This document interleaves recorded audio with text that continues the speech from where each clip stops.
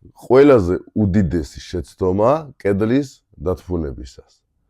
ბევრს ეშლება XPS და EPS და გონია რომ რადგან XPS ღირს ბევრად ძვირი, ანუ კედელი უნდა დავათბუნო XPS-ით. მაგრამ ეს არის ძალიან დიდი შეცდომა. XPS და EPS პირველ რიგში ერთმანეთისგან განსხვავდება თავისი სიმკვრივით. XPS არის ბევრად მკვრივი, EPS არის ნაკლებად მკვრივი. რაც შეეხება დათბუნებას.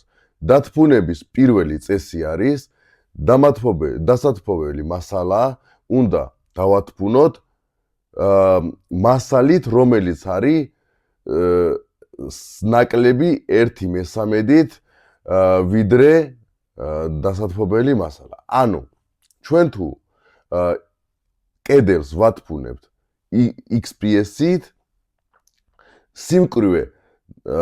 სიმკვრივის სხვაობა ამ მასალებს შორის არის ბევრად ნაკლები. ამიტომ აქედან გამომდინარე სახლიდან ორთქლი ვერ გადის გარეთ. ანუ XPS ამ ორთქლს ვერ დააკავებს. ასევე გარედან, როცა შემოდის სითბოა თუ სიცივე, ეს XPS აჩერებს. ანუ რისთვის უნდა იყოს გამოყენებული XPS? XPS-ის მთავარი მიზანი არის დავათბუნოთ საძირკველი და დავათბუნოთ მონოლითური ნაწილები.